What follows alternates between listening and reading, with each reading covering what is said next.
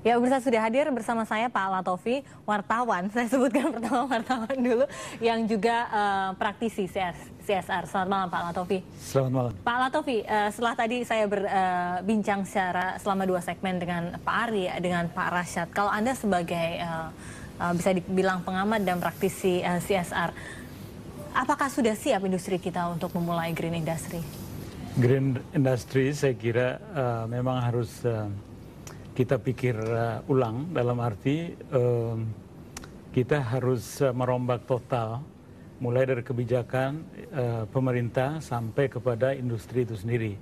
Kebijakan pemerintah, saya contohkan saja bagaimana saya datang ke sini dengan harus menempuh perjalanan yang demikian macet, dan saya kira itu adalah buah dari kebijakan pemerintah, dalam hal ini kebijakan transportasi yang tidak memperhatikan lingkungan. Nah, ini penting karena pemerintah bisa menentukan industri itu harus berbuat apa.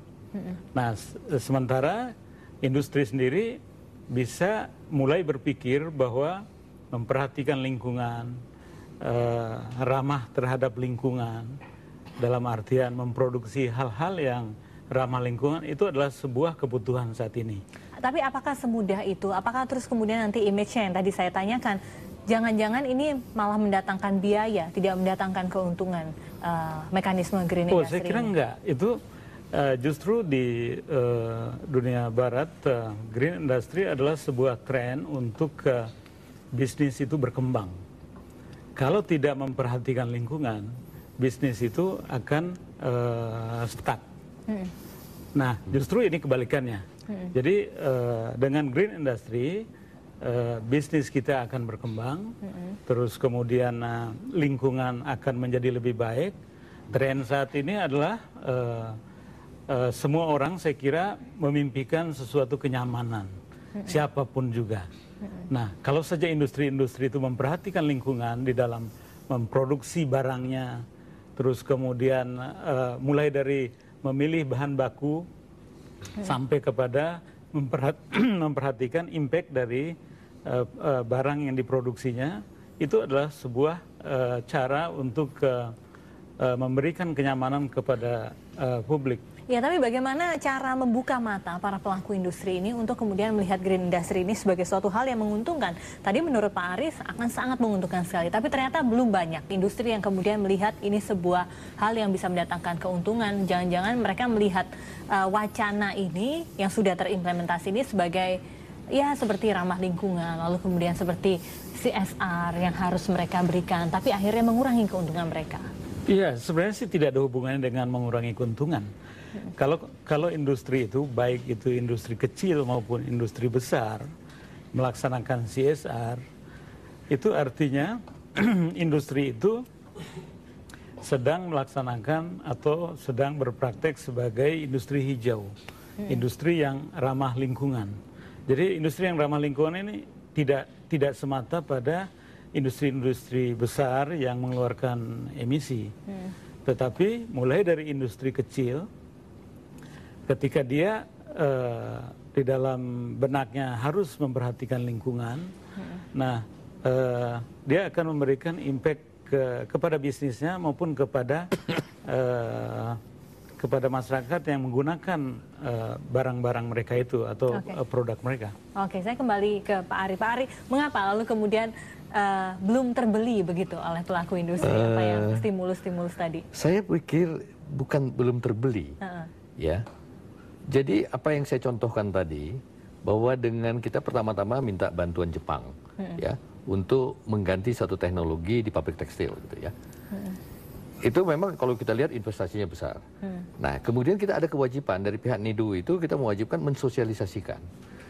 Nah, kemudian dari sosialisasi ini kita lihat bahwa orang datang berkunjung ke pabrik itu ternyata, energinya setiap bulan itu bisa turun segini, airnya bisa turun segini, kemudian bahan kimianya bisa turun segini.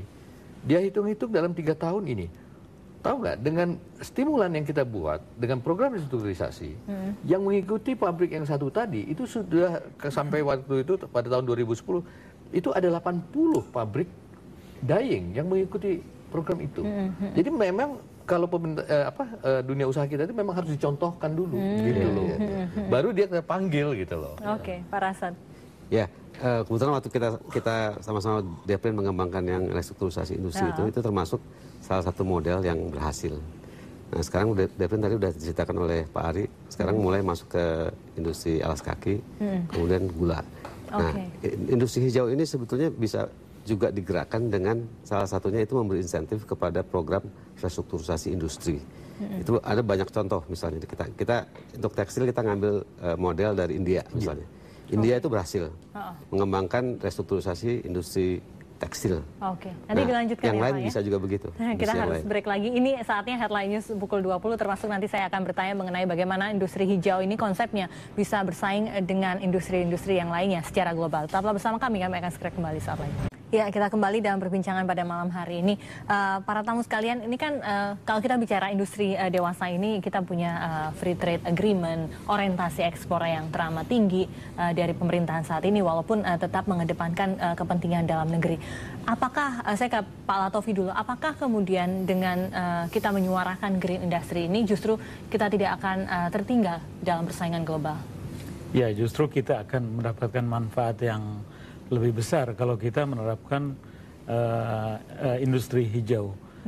Saat ini syarat dari produk yang diterima di luar negeri, produk ekspor kita, apakah itu mulai dari kerajinan hingga ke produk-produk yang sifatnya katakanlah seperti pulp atau kayu-kayu, nah itu mensyaratkan pada label eco-label. Nah, dengan eco-label ini kita akan bisa menembus pasar di luar negeri. Nah, jadi sekarang ini tidak ada alasan lagi untuk industri di negara kita untuk menerapkan industri yang ramah lingkungan dan diusahakan memang itu terstandarisasi dan memiliki sertifikasi. Oke, kalau Anda dalam posisi sebagai wartawan, tampaknya kok belum secara maksimal terbeli ini apa yang ingin disuarakan oleh pemerintah. Menurut Anda apa yang harus dibenahi? Saya kira Kementerian Perindustrian itu mesti membuat standar-standar yang sangat keras dan pengawasan yang sangat ketat terhadap berlangsungnya segala macam industri. Jadi katakanlah industri kecil X, bagaimana mereka ramah lingkungan, itu harus dicontohkan. Anda melihat sampai sejauh ini belum ketat begitu? Saya kira belum, ketat. karena kita contoh kecil saja bagaimana industri makanan yang banyak sekali merusak kesehatan kita yang mengkonsumsinya, itu sebenarnya domain dari Kementerian Perindustrian untuk memberikan bimbingan, memberikan pengawasan. Nah, kalau saja industri-industri ini diberikan bimbingan mengenai bagaimana seharusnya mereka berlaku etis di dalam memproduksi barang, tentu saja ini akan memiliki dampak yang luar biasa. Oke, mungkin belum punya sayap yang cukup karena mungkin itu adalah ranahnya kementerian yang lain, begitu bisa jadi demikian. Semua akan terkait. Oke, Pak Rasyad dulu mungkin. Oke, kalau yang menyangkut sektor yang terkait dengan tadi ya, tadi disebut-sebut tentang ada insentif dan mungkin stimulus ya, punishment atau disinsentif ya. Iya. Sebetulnya salah satu jawabannya juga selain tadi masalah informasi juga ya. Saya kira pasar atau pelaku usaha itu juga perlu dieducate.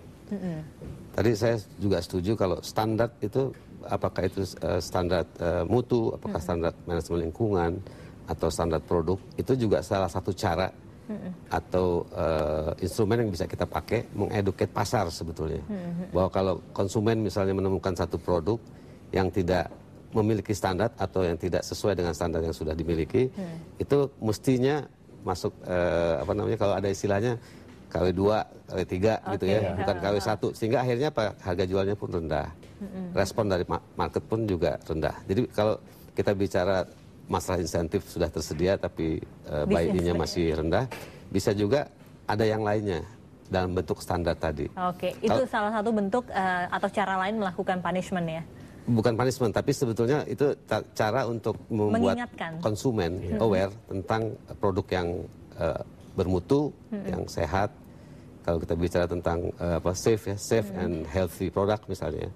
Tadi disebut juga kaitannya dengan free trade agreement dan produk ekspor kita. Nah, kita juga mesti aware nih, ada banyak zona-zona ekonomi yang mulai menerapkan technical barrier. Uni Eropa menerapkan misalnya REACH. REACH itu adalah kewajiban untuk melakukan registrasi seluruh produk yang masuk ke Uni Eropa, khususnya kandungan bahan kimianya.